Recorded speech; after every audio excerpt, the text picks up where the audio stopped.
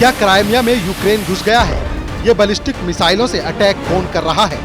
Cruise मिसाइलों के साथ भी अटैक जारी है और ड्रोन से एक के बाद एक धुआंधार हमले हो रहे हैं। एक दो नहीं, 40 से ज्यादा क्रूज मिसाइलें, बैलिस्टिक मिसाइलें और ड्रोन ने एक साथ जब क्राइमिया में रूस के ठिकानों पर हमला हुआ तो पुतिन ही नहीं, किम की सेना भी नहीं समझ पाई कि करें तो क्या करें, कहां छुपें, कैसे जान बचाएं और कैसे मुकाबला करें। ये जेलेंस्की का पुतिन को जवाब था। क्रुस्क पे तो यूक्रेन की सेना काबिज है ही। जेलेंस्की ने अब इसके आगे क्राइमिया को भी टारगेट कर लिया है।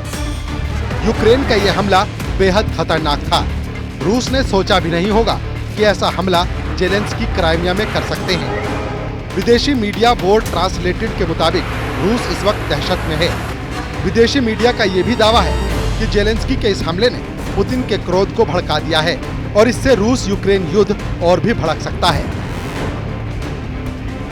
फोर्ब्स की रिपोर्ट के मुताबिक यूक्रेन के हमले को उसकी चाल भी कहा जा रहा है, जिससे रूस को अपनी हवाई सुरक्षा को दूसरे हिस्से से हटाकर क्राइमिया में शिफ्ट करने के लिए मजबूर होना पड़े।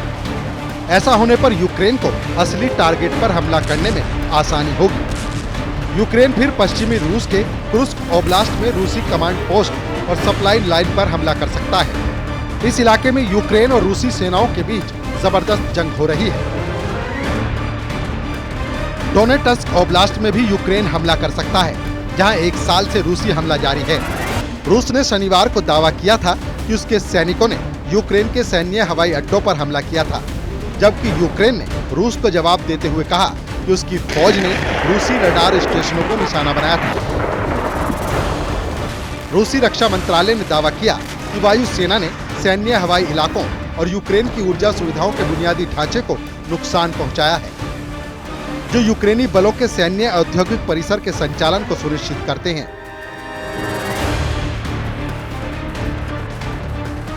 विदेशी मीडिया की रिपोर्ट के मुताबिक रूस के क्राइमिया में अटैक के लिए यूक्रेनी वायुसेना ने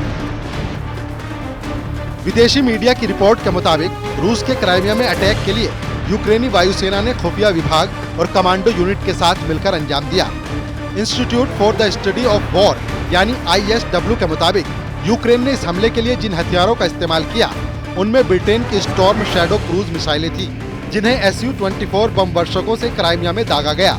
एक तरफ यूक्रेन ब्रिटेन की स्टॉर्म शैडो से क्राइमिया को धुआं कर रहा था, तो दूसरी तरफ इस दौरान यूक्रेन की सेना ड्रोन और बैलिस्टिक मिसाइलों से भी बारूद की बरसात कर रही थी। हमला इतना जोरदार था कि रूस यूक्रेन का हमला रोक नहीं पाया।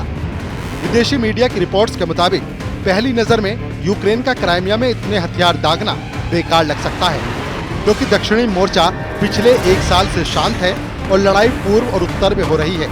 इसीलिए ये कहा जा सकता है कि यूक्रेन का ये हमला एक बड़ी योजना का हिस्सा था। क्राइमिया में यूक्रेन के हमले रूस को इस क्षेत्र में अपने हथियार और सैनिकों को भेजने पर मजबूर कर सकते हैं।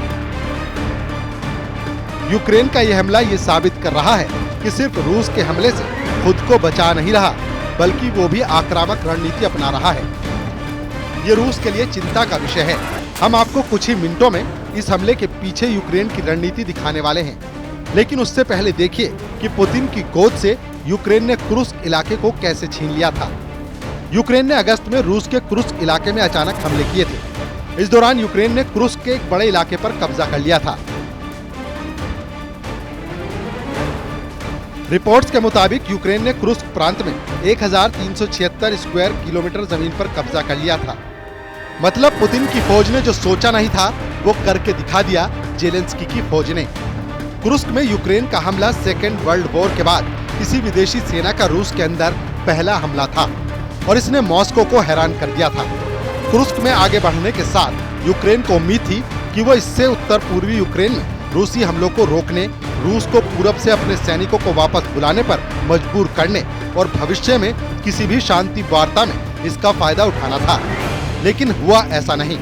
रूस ने यूक्रेन के कब्जे से 40% जमीन, 576 स्क्वायर किलोमीटर जमीन वापस ले ली है और कुर्स्क इलाके में 59,000 सैनिकों को तैनात कर दिया है। लेकिन अभी भी यूक्रेन का कुर्स्क इलाके में 800 स्क्वायर किलोमीटर जमीन पर कब्जा है। Bureau report, news 18।